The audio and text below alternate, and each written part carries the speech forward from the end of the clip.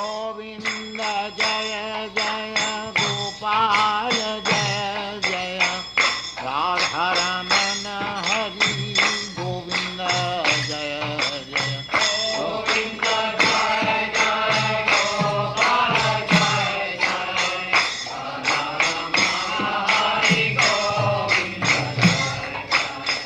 गोविंद जय जय गोपाल जय जय श्री भगवान वाच विदित्वा तव चैतन्य पूर्वे संयोजितत यदर्थम आत्मनियम्य। कह रहे हैं कि विदित्वा तम चैतन्य में, तुम्हारी चेतना में, तुम्हारे मन में, हृदय में क्या है मैं जानता हूँ। कहने का क्या मतलब है कि तुम हो तो सन्यासी स्वयं के, मगर तुम बोल रहे हो कि पत्नी चाहिए, वो केवल और केवल भगवान की ही इच्छा को पूरा करने के लिए।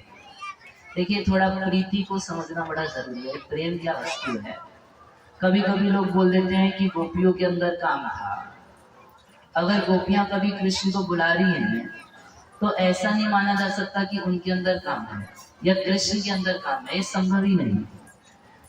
एक उदाहरण जीव गोस्वामी पाद देते हैं कि मान लीजिए ये मेरे मित्र हैं, ये हमारे मित्र हैं और ये मेरे घर पे आते हैं।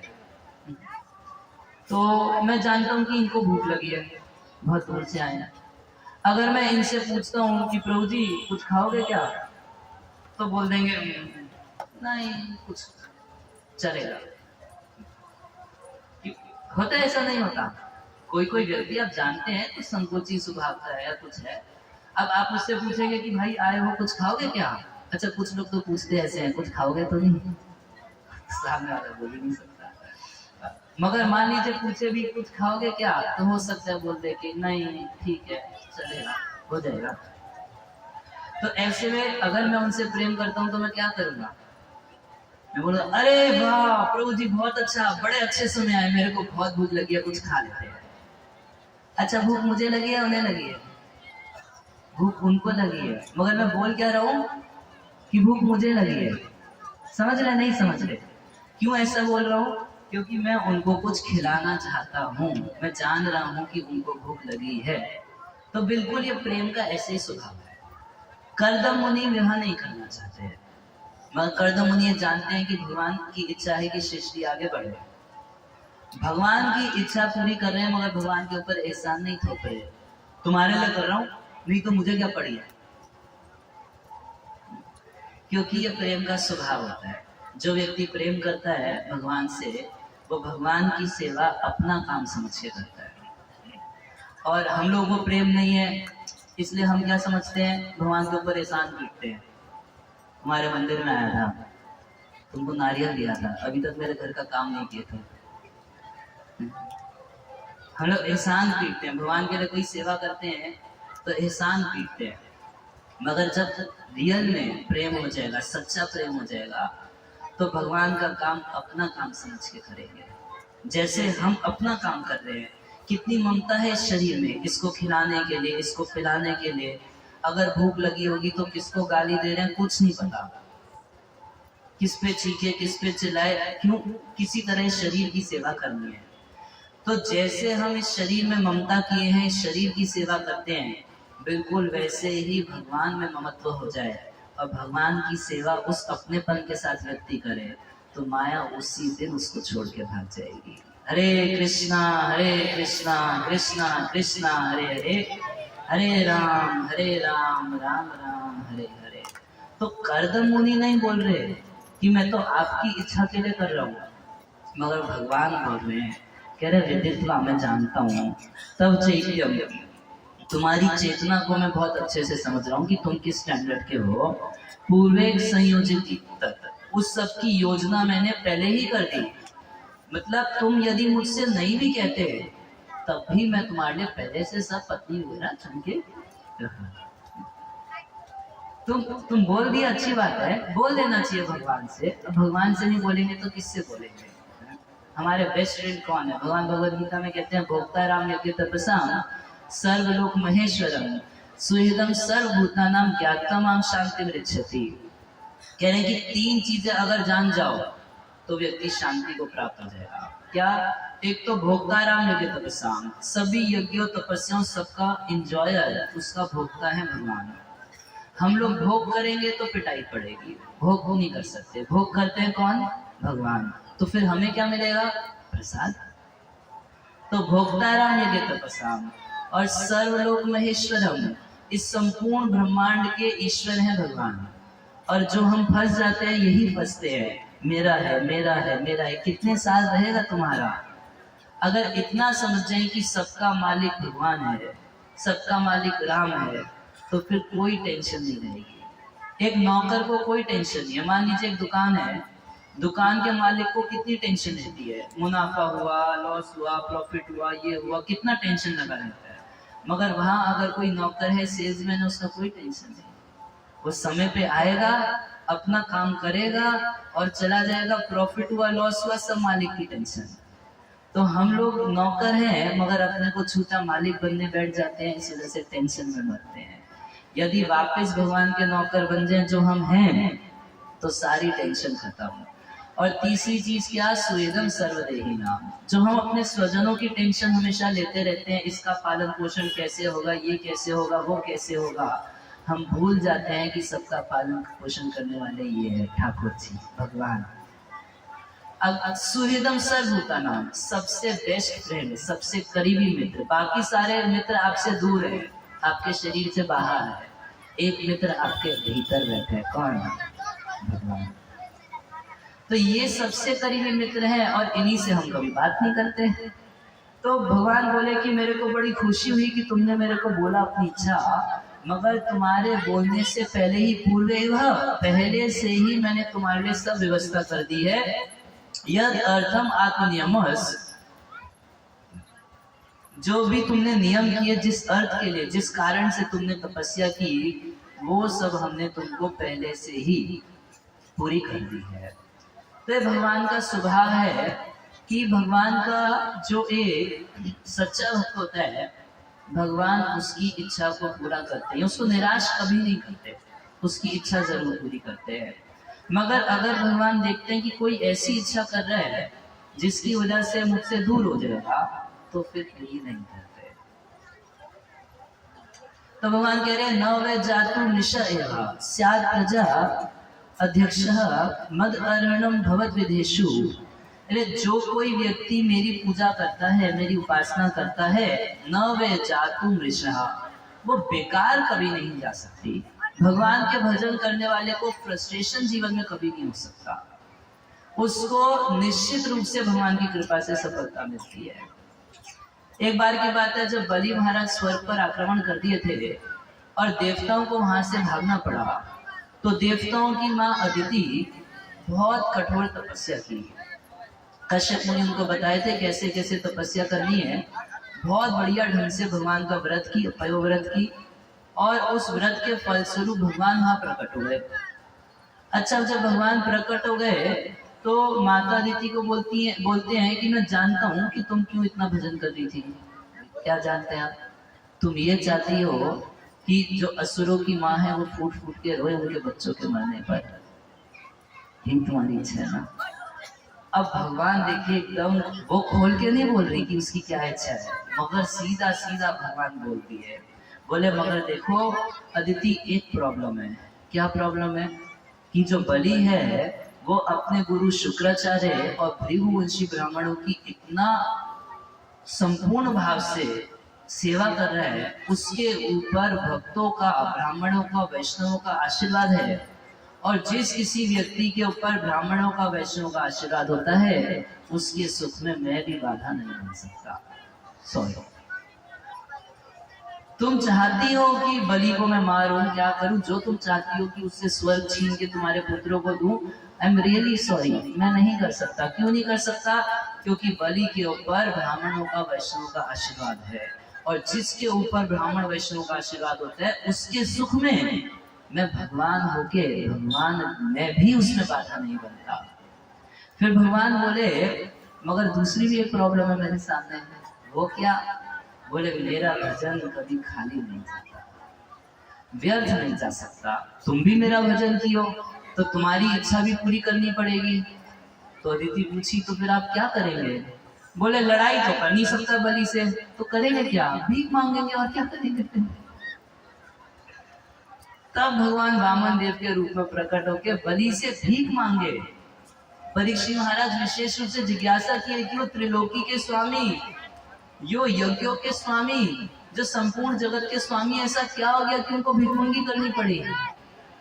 तो ये हो गया था जब उनको भिखमंगी करनी पड़ी। बोले लड़ाई तो बलि से कर नहीं सकता क्योंकि उसके ऊपर ब्राह्मणों का, वैष्णव का आशीर्वाद है, भीख मांग सकता हूँ। तो यहाँ कर्दम मुनि को भगवान कह रहे न वे जातु निशाय, मेरा भजन थोड़ा भजन भी किया हो भगवान का, निष्फल नहीं जाता, उसका फल निश्चित रूप से मिलेगा। और किसी स्टैंडर्ड का व्यक्ति किसी इच्छा के साथ भगवान के पास आ जाए, उसकी इच्छा भगवान पूरी करते ही हैं। जैसे जब ध्रुव महाराज भगवान को बोले कि अब तो हम कुछ चाहते नहीं हैं, भगवान बोले ऐसे थोड़ी ना चलेगा, देखो ध्रुव तुम तो कुछ नहीं चाहते, मगर मेरा रेपुटेशन भी तो खराब हो जाएगा, संसार के लोग क्या बोलेंगे? वो छोटा सा 5 साल का बच्चा ध्रुव भगवान का भजन किया और जब वरदान देने का समय आया तो विष्णु ने ब्रेन वॉश कर दिया, कुछ मांग ही नहीं पाया, तो मेरा नाम खराब हो जाएगा, ठीक नहीं है। तो बोले कि जो जो इच्छा तुम मन में रख के आए थे ध्रुव, वो सारी की सारी पूरी होगी। अच्छा क्या क्या इच्छा? बोले तुम अपने पिता की गोद में बैठना चाहते थे, हाँ, तो 36,000 साल तुमको अपने पिता का राज्य करना पड़ेगा। वो बोल रहे कि मेरे को वो सब नहीं चाहिए, रुको, वो तुम्हारा सोतेला भाई उत्तम, वो सोचता है कि तुमको राजा नाम बने, है ना, मगर उससे मुझे कोई द्वेष नहीं, मेरा हृदय एकदम निर्मल हो चुका है। बोले नहीं नहीं ऐसे कैसे चलेगा, जब कर्तव्य याद आता था वो तो पुरानी बात है प्रभु जी, ऐसे बोले नहीं, वो जंगल में जाएगा मर जाएगा। महाराज कह रहे ये वरदान होता है क्या? अच्छा वो सुरुचि तुमको कड़वे वचन बोली थी, मगर मुझे उससे भी कोई प्रॉब्लम नहीं, मैं उसको माँ की तरह गले लगाने के लिए तैयार हूँ। तो बोले नहीं ऐसे नहीं चलेगा। वो सुरुचि मेरा भी बहुत बड़ा अपमान की थी, वो बोल दी कि मेरा भजन करने से गर्भ में जन्म लेना पड़ेगा, ये मेरा बहुत बड़ा अपमान की, और साथ में तुम्हारे प्रति द्वेष की। तो क्या करूंगा? वो सुरुचि भी अपने बेटे को ढूंढने जंगल में जाएगी, मर जाएगी। अरे ये कैसे वरदान है? बोले अच्छा, और ब्रह्मा जी से बड़ा राज्य चाहिए था तुमको, तो मेरा एक लोक है ध्रुव लोक, जो इस भौतिक जगत में है पर वैकुंठ का हिस्सा है, आज तक उसकी रजिस्ट्री नहीं किया था, आज तुम्हारे नाम उसकी रजिस्ट्री कर देता हूँ। तो जो कुछ चाहते हैं, मन में जो इच्छा रखे हैं, वो सारी की सारी इच्छा भगवान पूरी करते ही हैं। किसी स्टैंडर्ड का व्यक्ति आ जाए, यदि भौतिक इच्छा लेके आ जाए पूरा कर देंगे, यदि आर्त आ जाए, किसी दुख में संकट में आ जाए, जैसे गजेंद्र चला गया, तो गजेंद्र जब संकट में पड़े, ग्राह उनका पैर पकड़ लिया, इतना भारी संकट गजेंद्र को, और एक स्तुति कर रहे हैं गजेंद्र जो पूर्व जन्म में उनको करते थे, याद आ गई। जब उस स्तुति को श्री हरि सुने, उस स्तुति में केवल भगवान के गुणों का वर्णन किया था, नाम किसी का नहीं लिया। तो देवी देवता सब आगे आके तमाशा तो देख रहे थे, मगर गजेंद्र की रक्षा के लिए कोई सामने नहीं आया। वो बोले हमें तो बुला ही नहीं रहा। वो गुण जो थे केवल एक व्यक्ति के ऊपर लगते थे, कौन? भगवान श्री हरि के ऊपर। तो गरुड़ जी पे सवार होकर जब भगवान उस गजेंद्र की रक्षा के लिए आए, तो वहीं जल में एक कमल का पुष्प था। ये हाथी के शरीर में गरुड़ गजेंद्र था, अपनी सूंड में उस कमल के फूल को उठा लिया और आकाश में ही भगवान को अर्पण करने लगा, और एक मंत्र बोला, नारायण अखिल गुरु भगवान नमस्ते। हे नारायण, हे अखिल गुरु, आपको प्रणाम है, ये पुष्प स्वीकार कर लीजिए मेरा। इतना कष्ट की स्थिति में ग्रह पैर पकड़ाए, 1000 साल से खून निकले जा रहा है, बोलने की शक्ति खत्म, सुनने की शक्ति खत्म, सोचने की शक्ति खत्म, मगर उस स्थिति में भी गजेंद्र को इतनी बुद्धि थी कि भगवान को फूल चढ़ाना है। उठा के जब फूल अर्पण किए और नारायण का केवल नाम बोले, तब तक भगवान से बर्दाश्त नहीं हुआ, इतना व्यग्र हो गए। बोले गरुड़ गंध मंदमती, ये गरुड़ जो है ये बहुत धीरे चलता है। तो सुखदेव गोस्वामी बोले कि थोड़ा स्पीड टेस्ट कर लेते हैं, अभी कितना धीरे चलता है। तो कह रहे हैं सुखदेव गोस्वामी की छंदमय छंद का मतलब होता है इच्छा। ये भगवान की इच्छा पे चल सकते हैं। भगवान जिस स्पीड से चाहे गरुड़ जी उस स्पीड से चल सकते हैं। ऐसे गरुड़ को भगवान छोड़ दिए ये बोल के कि गरुड़ मंदमती, ये तो बहुत धीरे चलता है, और कूद गए अपने भक्त की रक्षा के लिए, और अपने सुदर्शन चक्र से सबसे पहले उस ग्राहक का गला काटे और अपने भक्त की रक्षा किए। अच्छा, भक्त की रक्षा करने में अब भगवान गजेंद्र को अपने धाम लेके जाना चाहते हैं, क्योंकि गजेंद्र प्रार्थना करते हुए बोल रहा था कि अज्ञान से भरे हाथी शरीर में और मैं नहीं जीना चाहता। ऐसा नहीं कि बस आप मुझको इस ग्रह से मुक्त कर दीजिए, मैं चाहता हूँ कि अब आप मुझको इस संसार के हर कष्ट से, संसार सागर से ही मुक्त कर दीजिए। तो भगवान ये सोचे कि इसको आध्यात्मिक शरीर देके अपने धाम वैकुंठ लेके जाना है, मगर एक समस्या भगवान के सामने आ गई। इस संसार का नियम है त्यक्ता देहम पुनर्जन्म नेति मामेति सहजना। ये शरीर तो यहीं छोड़ना पड़ता है, ये शरीर छोड़ के आत्मा एक स्वरूप प्राप्त करके भगवान के धाम जाता है। अब अगर गजेंद्र को भगवान वहीं मार दे, हाथी की लाश वहीं पड़ी रहे और आध्यात्मिक शरीर देके उसको ले जाएं, चतुर्भुज करके ले जाएं, तो लोग क्या बोलेंगे? अरे भगवान का भजन किया, लाश उसकी वहीं पड़ी थी, विष्णु आके उसका भी मर्डर कर दिया।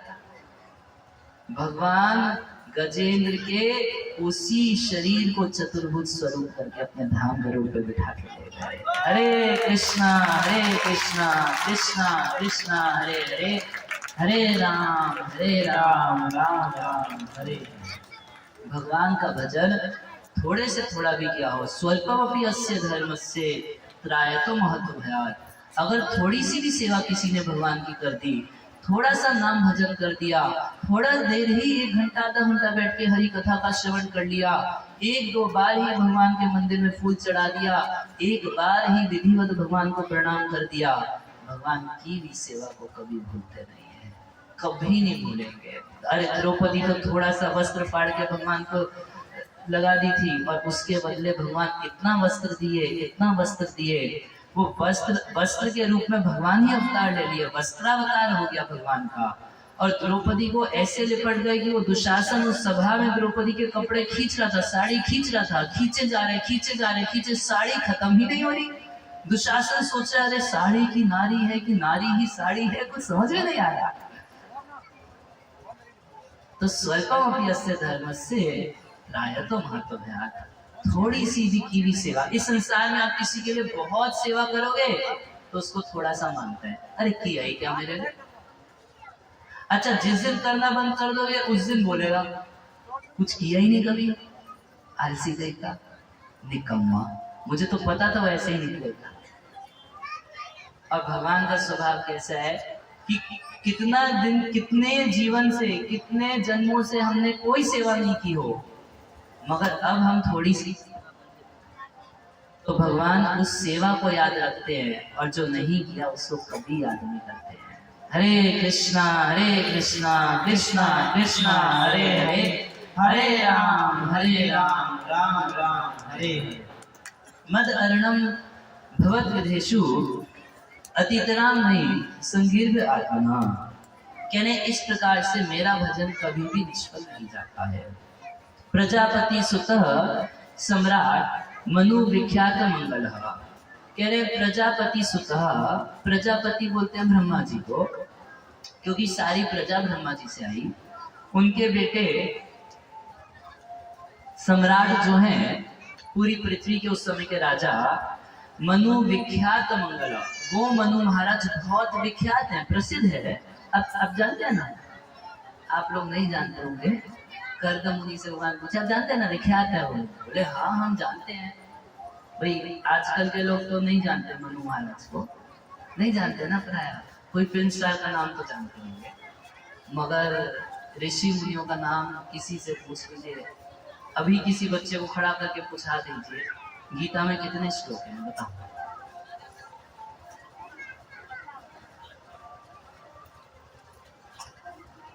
एक दूसरे की शक्ल नहीं पता, मगर फिल्म स्टार का नाम पूछेंगे तो खूब विख्यात है। 10-20 दुष्टों का नाम सुनाना होगा तो अभी सुना देंगे।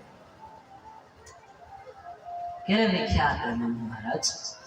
ऐसे मनु जो हैं और कैसे सम्राट हैं, तो कह रहे हैं मंगलम, मंगल सम्राट हैं। देखिए दो प्रकार के राजा होते हैं, कुछ मंगल राजा होते हैं, कुछ अमंगल राजा भी होते हैं। मंगल राजा उसको बोलते हैं जिसके आने से साधु संत प्रसन्न हो जाएं और असुर चोर डकैती करने वाले वो लोग एकदम डर जाएं। और कुछ राजा ऐसे होते हैं, कुछ मैनेजर, कुछ अथॉरिटी ऐसी होती है कि दुष्टों को तो खूब उसमें वो मिलता है, आ जाएंगे सारे दुष्ट आ जाएंगे उस राजा से मिलने के लिए, और जो साधु होंगे वो छिप छिप के भजन करने से। उसको क्या बोलते हैं? अमंगल राजा। एक मंगल राजा होता है। तो मनु महाराज कैसे थे? मंगल, उनका चरित्र मंगल था, उनका आना मंगल, उनका जाना मंगल। कुछ तो ऐसे राजा होते हैं जो कहीं आ जाते हैं तो सब जगह मंगल ही मंगल हो जाता है। खैर भगवान की कृपा है, ये भी राजा जो है हमारे देश का मंगल है, अच्छा है। तो मनु विख्यात मंगल, बड़े मंगलमय। ब्रह्मावर्तम या अधिशम षष्टि सप्तार्णव है। और कह रहे हैं ये 7 द्वीपों वाली जो पृथ्वी है इसके सम्राट हैं मनु महाराज।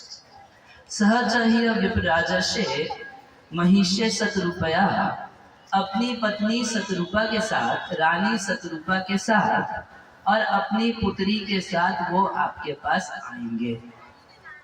आया सती, आएंगे आपके पास। दिदिक्षुत्वम, आपको देखने की इच्छा से आएंगे। कब आएंगे? कदम नहीं पूछे कि आएंगे कब आएंगे, तो बोल रहे हैं कि परसों आएंगे। संस्कृत में भी शब्द है परसों, ये संस्कृत का ही शब्द है परसों। परसों संस्कृत का ही शब्द है। परसों धर्म को विदा, जो धर्म को जानते हैं वही कर्दमुनि पूछ सकते हैं कि मैं तो फक्कड़ हूँ, इतना बड़ा राजा आके अपनी राजकुमारी मुझको दे जाएगा फक्कड़ बाबा को। तो बोले कि धर्म को विदा, वो धर्म जानते हैं कि पैसे वाले शराबी को देने से अच्छा है कि फक्कड़ भक्त को दे दो अपनी लड़की को। शराबी क्या करेगा? पहले तो जितना दहेज में पैसा दोगे, जितना गहना दोगे, सारा बेच के शराब पी लेगा और उसके बाद पिटाई कर करके और पैसा मांगेगा। तो कह रहे धर्म को विदा, जानते हैं कि कहाँ अपनी बेटी को लेना चाहिए। आत्मजम असित अपांगीन वयशील गुणान्वितम। अब भगवान भी कर्दमुनि को जब बोल रहे हैं कि मैं तुम्हारी लड़की देखा हूँ, तो थोड़ा उसका वर्णन भी कर रहे हैं। कह रहे हैं बहुत सुंदर है वो, असित अपांगीन, बहुत सुंदर, काली काली उसकी आंखें हैं, और वह उम्र तुम्हारे जैसी है। वया है उसकी, विवाह की आयु है उसकी। भाई अगर मान लीजिए कोई बूढ़ी पकड़ा के चले जाए भगवान, इससे तो सोचेंगे भगवान मेरे को कहाँ फंसा के चले गए, है ना। तो नहीं, वया था जैसी। और शील, कह रहे हैं कि शील, स्वभाव, चरित्र जो है वो भी तुम्हारे जैसा है, साधु चरित्र की है। वो डीजे वीजे वाली नहीं है, भजन कीर्तन करती है, भोग लगा के खाती है। ऐसा नहीं कि रोज रोज रेस्टोरेंट में जाती हो और ना उसने बॉयफ्रेंड्स बना रखे है। शील है उसका, स्वभाव, चरित्र उसका एकदम सुंदर चरित्र है। और गुण, सद्गुणों से युक्त है। आंधितम, एकदम भरी पड़ी है। मृगयांतिम पतिम दास्यते, और वो अपने पति को ढूंढ रही है, वो ढूंढ रही है, वो भी विवाह करना चाहती है। तो दास्यति, मनु महाराज उसको तुमको दे देंगे। अनुरूपाय ते प्रभु, हे प्रभु वो आपके अनुरूप है। क्या देखिए सुंदर स्वभाव है भगवान का, बात करने का ढंग कितना अच्छा है। भगवान अपने दास से बात कर रहे हैं, भगवान एक तपस्वी से बात कर रहे हैं। वो संपूर्ण ब्रह्मांड के ईश्वर है, मगर क्या बोल रहे हैं? प्रभु, प्रभु जी वो आएगी और आएंगे, मनु महाराज आएंगे और अपनी बेटी आपको दे देंगे। कोई तू तड़ाप की भाषा नहीं बोल रहे हैं ना। फोन उठा के तुरंत नाम लेके बोले और अर्दम,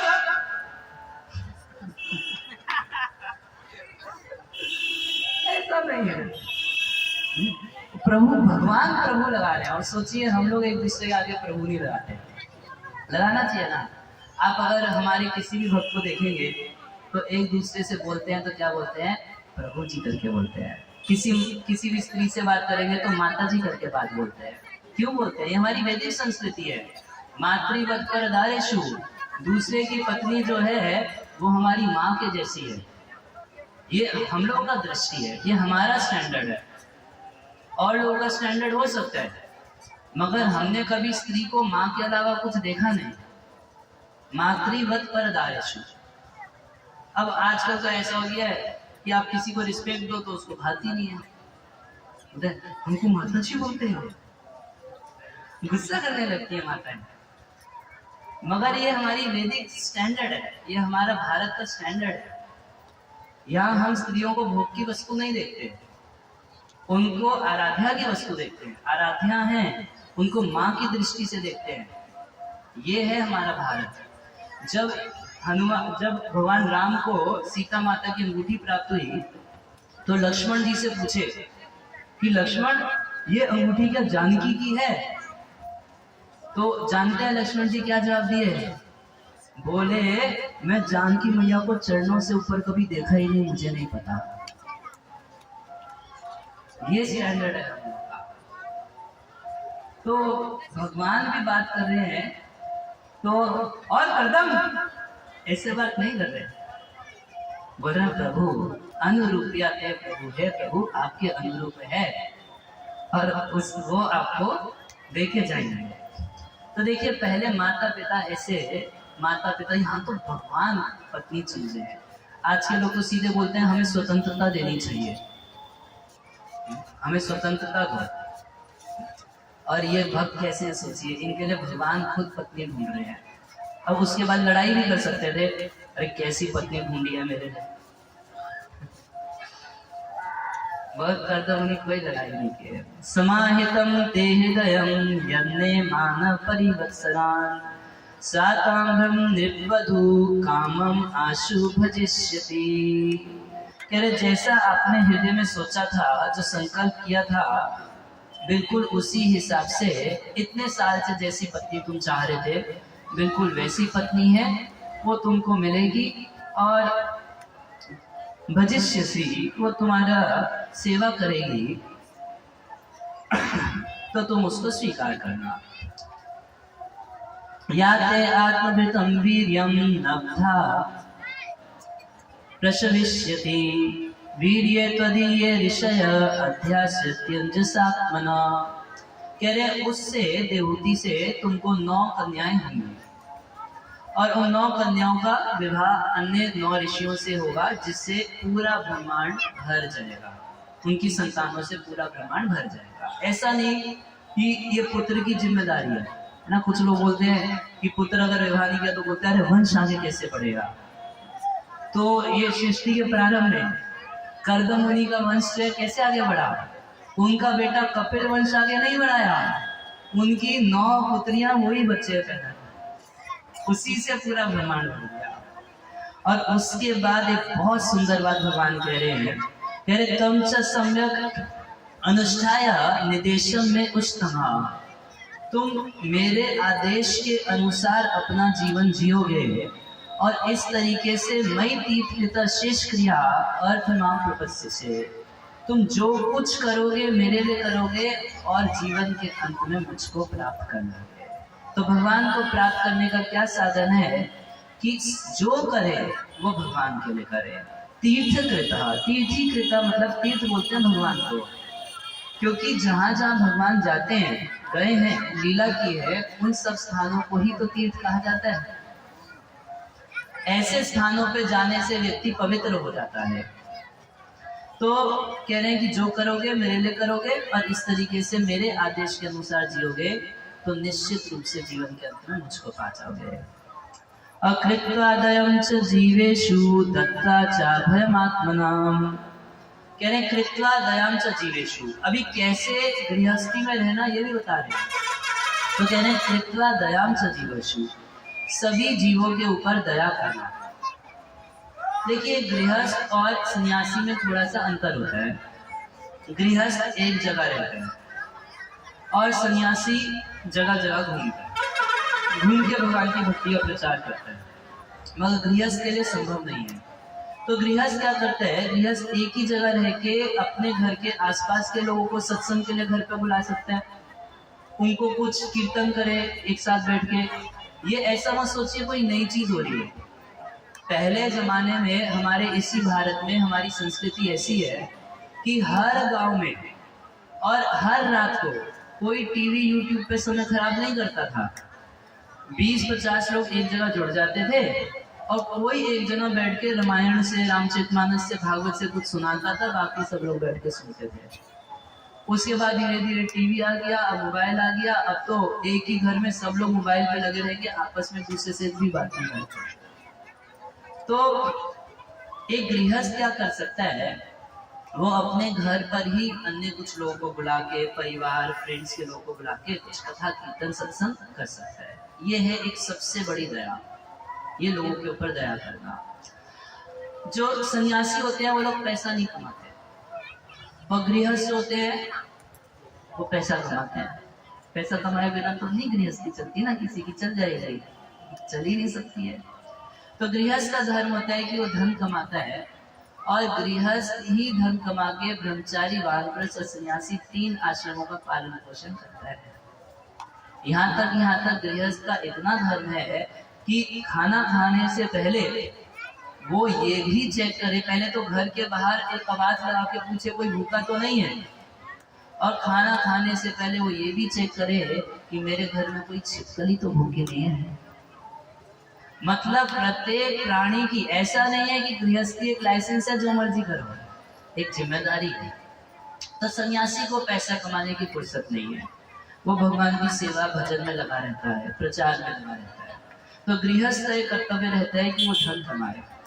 तो भगवान कर्दम मुनि को कह रहे हैं कृत्वा दयम च जीवेषु, जीवों के ऊपर दया करना। अच्छा, किसके ऊपर दया करना कह रहे? सबके ऊपर दया करना। जीव केवल भारत के लोगों के ऊपर, केवल गांव के लोगों के ऊपर ऐसा नहीं, केवल मनुष्यों पे दया करना ऐसा नहीं, सभी जीवों के ऊपर दया करना। और दत्ता चाभय मातवान, और गृहस्थी के समाप्त होने पर अभय प्रदान करना। एक घर में रहने वाला व्यक्ति हमेशा डरा रहता है, कुछ भय बना रहता है, कुछ फ्यूचर की इनसिक्योरिटी बनी रहती है। कल कैसे होगा, बेटा तो अभी से सुनता नहीं है, हमारा बुढ़ापा कैसे चलेगा, ये कैसे होगा, वो कैसे होगा, पड़ोसी भी झगड़ा लगाए बैठे हैं। तो घर गृहस्थी की चीजों को जुटाने में ही इतना टेंशनबाजी हो जाती है कि व्यक्ति आत्मा के बारे में सोच नहीं पाता। तो हमेशा टेंशन, हमेशा टेंशन, हमेशा टेंशन। तो एक सन्यासी का कर्तव्य है, एक सन्यासी का जीवन ऐसा होता है कि उससे बाकी सारे लोग सीखते हैं निर्भय जीवन कैसे जिया जाए। एकदम खुला निर्भय जीवन जीते हैं सन्यासी। तो उनका कर्तव्य रहता है कि वो भगवत भजन करें और भगवान की कथा का प्रचार करें। तो जब भगवान की कथा कोई व्यक्ति सुनता है और भगवान के भक्तों को निर्भय जीवन जीते हुए देखता है, तो उसके मन में विश्वास बढ़ता है, अरे मैं बेवजह इतना टेंशन में मत हूँ, ठाकुर जी कर लेंगे। इतना जीवन चलाए, इतना साल चलाए, अब क्या जगन्नाथ जी हॉस्पिटलाइज हो गए कि नहीं चला पाएंगे? है भगवान या नहीं है? वही भगवान है। पिछले 30 साल से हमारा जीवन चला रहे, तो अगले 70 साल भी चला ही देंगे ना। क्या बोलेंगे नहीं नहीं अब मेरे पास पैसा खत्म हो गया है, अब तुम अपना खुद देखो। तो एक सन्यासी का कर्तव्य या एक सन्यासी का जीवन ऐसा होता है कि उसकी उपस्थिति से, उसके वक्तव्य से, उसकी जीवन शैली से सब लोग निर्भयता प्राप्त करते हैं। तो भगवान कर्दम मुनि को डायरेक्ट शब्द में नहीं बोले कि तुम बाद में संन्यास लेना, इतना बोले कि जब तक गृहस्थी में रहोगे तो कृपा करना, दया करना, और क्या करना, और लोगों को अभय प्रदान करना, भय से मुक्त करना सबको। तो भय से मुक्त करना मतलब कर्दम मुनि समझ गए कि भगवान कहना चाहते हैं कि बाद में संन्यास लेना। ऐसा नहीं कि घर में ही मरना है, घर में जीना है 50 साल तक, 51 के हो गए तब घर छोड़िए। कई बार कई लोग बोलते हैं अरे तुम लोग इतनी छोटी छोटी उम्र में सब साधु बन गए, ये कोई उम्र है भजन करने की? तो हम उनसे पूछते हैं आपकी उम्र तो हो गई ना, तो आप कर लो आप कर लो, हम वापस घर चले जाते हैं। जो 50 से ऊपर हो गया तो घर छोड़ दीजिए, चलिए वृंदावन। अगर अब क्या करें, घर में इतनी आसक्ति, हमारे गौर कृष्ण महाराज एक उदाहरण दिया करते थे, घर गृहस्थी में पति पत्नी जो रहते हैं, एक कपड़े सुखाने के चिमटा देखे ना आप लोग, ये एकदम चिमटे जैसे होते हैं। दो चिमटे खोए ना, उसके लिए हम लोग उसको ना ऐसे चिपका के रख देते हैं, ये चिमटा खोए ना तो दो चिमटे ऐसे रख देते हैं। अगर एक चिमटा खोल देंगे तो दूसरा पकड़े रखता है, और कदाचित कभी ये चिमटा खुल जाए तो ये पकड़ के रखता है। तो वैसे ही कभी अगर पुरुष को कुछ वैराग्य आ जाए कि अरे कहा घर गृहस्थी में इतना मेरे को सर दर्द करके रखते हैं, चलो 10 दिन वृंदावन के जाएंगे, तो छोड़ेगी नहीं। कभी स्त्री को वैराग्य आ जाए तो वो छोड़ेगी नहीं। एकदम चिमटे की तरह मरते दम तक हम लोग रहते हैं गृहस्थी में। तो कर्दम मुनि को भगवान कह रहे हैं कृत्ता दयम च जीवेषु, जीवों के ऊपर कृपा करना। घर गृहस्थी में रहो तो धन आदि इकट्ठा करो, मगर एक गृहस्थ का कर्तव्य है कि अपनी आमदनी का 50% हिस्सा भगवान की सेवा के लिए आना चाहिए। तो आधे लोग हम खुला रह जाए, 50% तुम लोगों को दे रहे हैं। हम ये नहीं कह रहे हमें दे दो, हम ये कह रहे हैं कि कम से कम भगवान की सेवा में लगाओ। शास्त्र कह रहा है, मैं कुछ नहीं कह रहा। शास्त्र के मुताबिक 50% भगवान की सेवा में लगाना चाहिए, 25% से घर चलाना चाहिए, और 25% इमरजेंसी के लिए रखना चाहिए। तो 50% भगवान की सेवा में लगाना चाहिए। अपने घर में ठाकुर जी रखें, उनकी सेवा में लगाएं। कभी तीर्थ यात्रा वृंदावन के लिए जाएं तो उसमें पैसा खर्च करें। कुछ ग्रंथ खरीदें उनको पढ़ने के लिए, घर में रखने के लिए, गीता भागवतम ग्रंथ खरीदें, और कुछ दान करें। जो लोग कृष्ण भावनामृत का, राम भक्ति का प्रचार कर रहे हैं, तो उन लोगों को निश्चित रूप से धन की आवश्यकता है। अब जो इतना व्यवस्था किए हैं तो साउंड पंडाल फ्री का तो नहीं हो रहा है, यहाँ जो जो व्यवस्था की उसमें कुछ धन लगेगा, तो उसके लिए अपना कुछ कंट्रीब्यूशन दें। तो गृहस्थ को चाहिए कि 50% धन भगवान की सेवा में लगाए। यदि नहीं लगाता तो फिर उसका धन उसको दोष उत्पन्न करता है। धन कहीं ना कहीं तो चला जाएगा। आप भगवान की सेवा में नहीं देंगे तो डॉक्टर साहब ले जाएंगे, कहीं ना कहीं तो चला जाएगा, रहेगा, ये कहीं ना कहीं पक्का जाएगा। तो पद्म पुराण ने थोड़ा सा डिस्काउंट दिया है, क्योंकि वो जानते हैं, भगवान भी जानते हैं कि भाई इन लोगों के दिल को बहुत धक्का लगा होगा आज कथा सुन के। तो पद्म पुराण में कहा गया है कि अपनी आमदनी का कम से कम 10वां हिस्सा मतलब 10%, अपनी आमदनी का कम से कम 10% हम भगवान की सेवा में ईमानदारी से जरूर लगाएं। क्योंकि जब हम धन भगवान की सेवा में लगाते हैं तो धन शुद्ध हो जाता है, फिर वो धन हमको दुख नहीं देता। और जो लक्ष्मी हम नारायण की सेवा में नहीं लगाते, वो लक्ष्मी ही दुख का कारण बन जाती है, वो लक्ष्मी लड़ाई झगड़ों का कारण बन जाती है। आपके पास पैसा होगा तो आपके दोस्त की नजर रहेगी, मेरे को तो देता नहीं, ये टेंशन। अच्छा, बच्चों की नजर रहेगी आपके पैसे के ऊपर, पापा ऐसे ही बोलते रहते कि घर में पैसे की कमी है, बच्चे सोचते हैं ऐसा। और प्रहलाद महाराज तो कह रहे हैं कि स्वजन आख्या दस्युषु, ये स्वजन केवल इनके ऊपर टैग लगा है, वास्तव में एक एक डाकू है। इसको बेटा कहते हैं, पत्नी कहते हैं, बेटी कहते हैं। ये ऐसे डाकू हैं कि कोई और अगर आपकी जेब से 1000 रुपए निकालेगा तो हो सकता है पुलिस में फोन कर दो, मगर आपका अपना बेटा रोज आपकी जेब से पैसा निकालेगा तब भी कभी पुलिस को फोन नहीं कर सकते। डाकू हैं, एक एक चीज आप इतना मेहनत करके पैसा कमाओगे और वो निकाल लेंगे, दिन खर्च कर देंगे, और ना देने पर खाली भी देंगे, ऐसे डाकू हैं। तो भगवान की सेवा में धन को खर्च करना चाहिए। कृत्वा दयाम च जीवेषु, दत्वा, और देना चाहिए, दया करके देना चाहिए, और बाद में तुम अभय का दान करना सबको, चाभयम आत्मान। और ऐसा करने से क्या होगा, मई आत्मनम सह जगत दृश्य अस्य आत्मनि चापी माम। इस तरीके से तुम सबको और खुद को मुझ में देखोगे और मुझको खुद में देखोगे। मतलब भगवान से एकदम एकत्व, अपनापन हो जाएगा। इसका मतलब ये नहीं है तुम भगवान में जाके समा जाओगे, ये तो एकदम निरा मूर्खों का ज्ञान होता है। कोई पिता, कोई बेटा बोले पापा पिताजी मैं आपको बहुत प्रेम करता हूँ। बहुत अच्छी बात है बेटा, तो आ जाओ गोद में बैठो। नहीं पिताजी मैं आप में समा जाना चाहता हूँ। तो कहाँ से समा?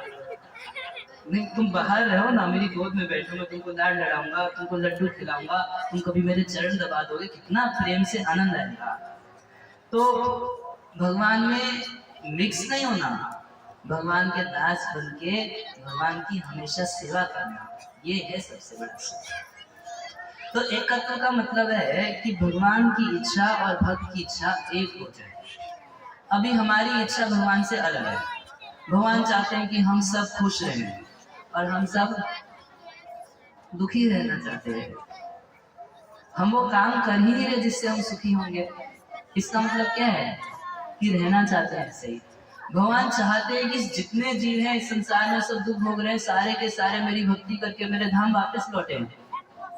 उसके लिए खुद आते हैं, अपने भक्तों को भेजते हैं, गीता भागवत दिए हैं, इतना कुछ किए हैं। क्यों करते हैं? कि किसी तरीके से लोगों की बुद्धि शुद्ध करके मैं इनको अपने धाम ले जाऊं जहां ये सुख से रह पाएंगे।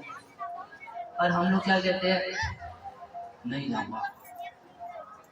अगर इसी समय आपको आके कोई व्यक्ति बोले कि चलो आज हम आपको भगवान के धाम लेके चलते हैं, शरीर नहीं छोड़ दो,